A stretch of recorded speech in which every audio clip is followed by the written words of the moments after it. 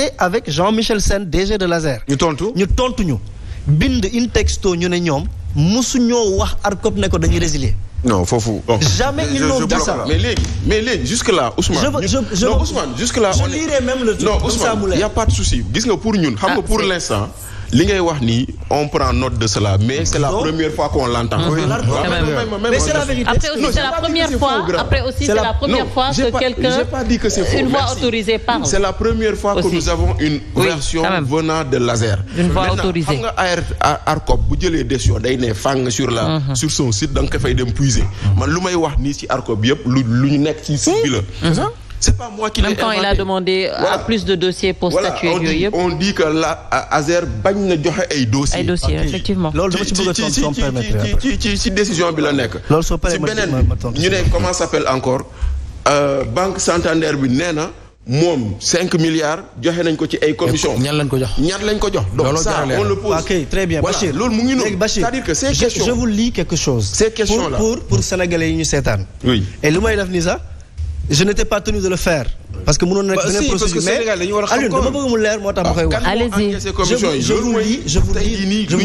Je vous lis quelque chose dans le courrier. Il est dit: Bonjour monsieur le directeur général. Je vous remercie pour votre lettre datée aujourd'hui. En réponse aux questions que vous posez, je voudrais vous rassurer que le Crédit Espagnol n'a pas pris de décision de suspendre le financement lié au marché. Alors, je vais vous dire kañ la. juste la date rek. juste damay dem ba ci message bi quoi pour mun a xam quand est-ce qu'on s'est ça parce que on était à Médina Yoro Fula quand il nous disait ça. D'accord. 2 secondes je vous dis la date kañ la. Oui. jour bi décision bi génneel de toute façon. Et après revenir sur cette décision de ARCOP. C'était le 10 octobre le jeudi 10 octobre 2024 la ñu tontu ni mu ne en réponse aux questions que vous avez posées je voudrais vous rassurer que le Crédit n'a pas pris de décision de suspendre le financement et il dit encore pire nous reconfirmons ce qui a été dit lors de la réunion que nous avons eue le 18 septembre, tel que ceci a été reflété dans le compte-rendu signé. Notamment, les guillemets, tant que le contrat se déroulera correctement entre autorité contractante et contractante ASER, titulaire AOPA EPC, n'est-ce pas, avec l'approbation de l'État du Sénégal, il n'y aura aucune raison de bloquer le financement ou la garantie y afférente. Ouvrez les guillemets, assurance de la CSE. C'est ce que je suis en train de vous lire là. Oui. Mais gis nga lu tax ma def xam nga pourquoi j'ai fait ça Alioune parce que dañoo xaaral ah bon mais l'ARCOP dit non ci kii lu mu tudd sax Omar ARCOP moo bind ci décision am ne banque bi moo ñu wax ne Crédit Espagnol nen dafay suspendre xam nga loolu. mais vous êtes en train d'accuser l'ARCOP de faux. Voilà c'est ça que vous êtes en train de dire. Ce que vous dites là. Ce que vous dites là. C'est très grave. Aliou il a bien entendu. C'est extrêmement clair.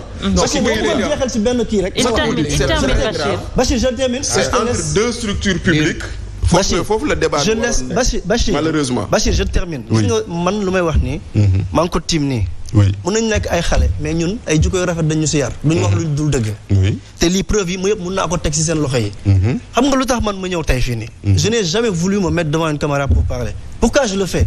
Parce que le DG Jean-Michel Sène les gens sont en train de l'accuser de choses yoo xam ne il n'a jamais été le cas. gis nga lu nit ci di wax ci médias yi heureusement que Jean-Michel c'est quelqu'un qui ne pense pas judiciariser les questions de débat de fond. Pourquoi il veut pas le faire? Parce que gis nga bëri na ñu ko nekkoon di sosal. wax ay commission wax ay il n'en est absolument rien. Mais les gens ne l'accusent pas. Les gens ont juste envie que ça soit clair, c'est tout. Les gens ont juste envie que ça soit clair. Et parmi ça, c'est bien que tey nga toog ci plateau. C'est bien que tey nga toog ci plateau au moins apporter des éclaircissements.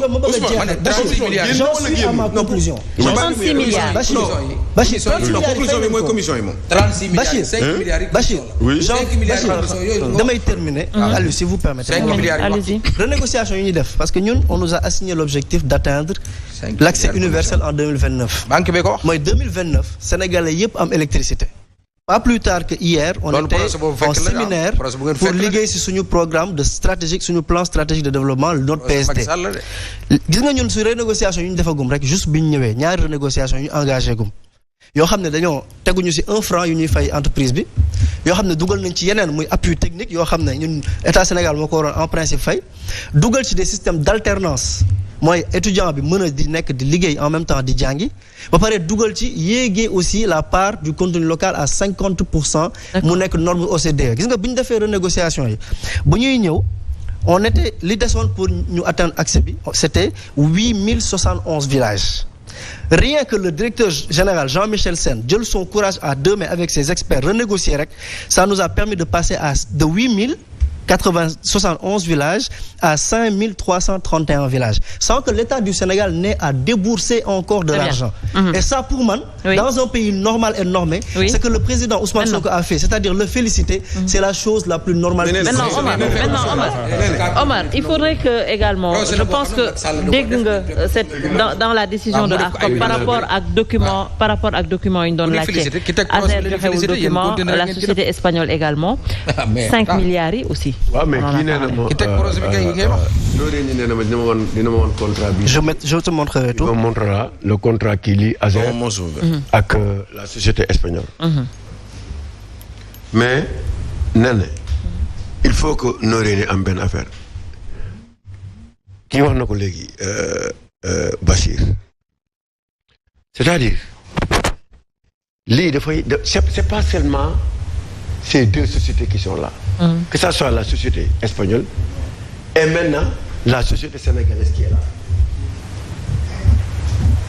man en tant que société sénégalaise d'accord dafay am benn structure internationale mais mën nañ créer benn structure locale. Oui.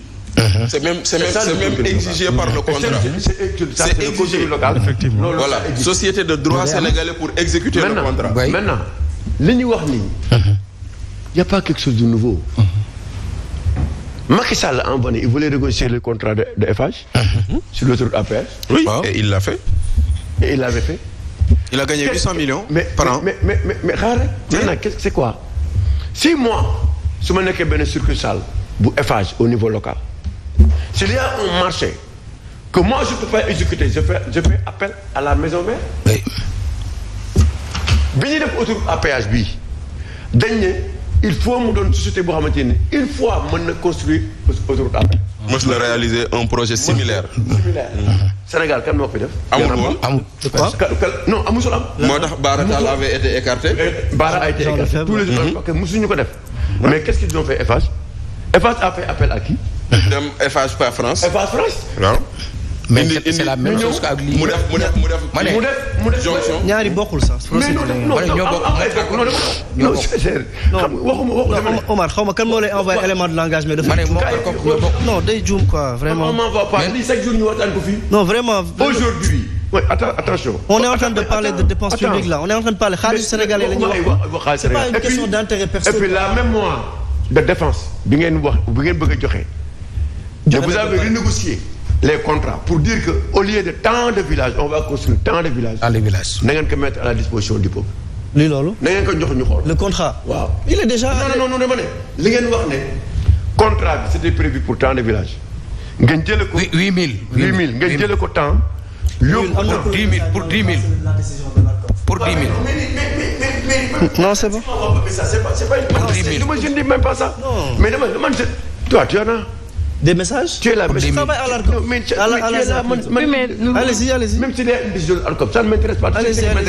Moi, ce que je dis, tout le monde reçoit des messages. Oui, mais ñaari kii bokkul quoi. FH kii bokkul. Dama ne la structure espagnole. 8 000 yóbbu ko ci 10 000. Non, la structure espagnole. C'est pas elle qui est à la base du contrat qui existe. Mais loolu la bëgg mu leer. Non, loolu c'est pas ça. C'est ça. dëgg ma. Contrat bi signé. ASER ak la société là. C'est pas la société espagnole qui est à la base. Mais oui, c'est la succursale locale qui est à la base du contrat. Pas au Sénégal. C'est pas au Sénégal. Il faut ñu gis contrat. waaw dama bëgg non Omar. dama yàgg a toog. xam nga man dama yàgg a toog di leen seetaan. non dama yàgg a toog. mais da ngay déglu ma wax la. dama yàgg a toog di leen seetaan. soo waxee dara vendredi tey. waaw déglu ma vendredi bi di ñëw. suñ ko defee dañoo war a droit de réponse. non xaaral ma wax man j'aime bien quand vous mettez sous les report d'un savant sans dire des choses que vous connaissez. C'est ça qui est dommage avec vous. yaa ngi wax yaa ngi wax ay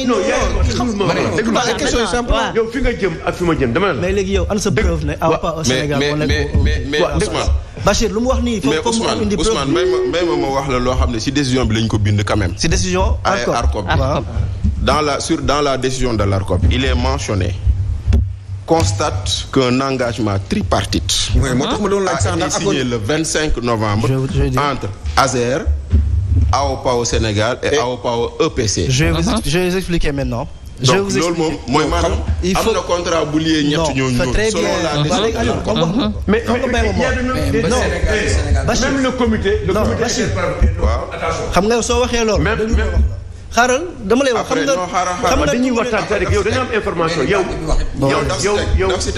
tu es la personne habilitée yow tu es l'autorité. Mais Ousmane alors on s'écoute s'il vous plaît.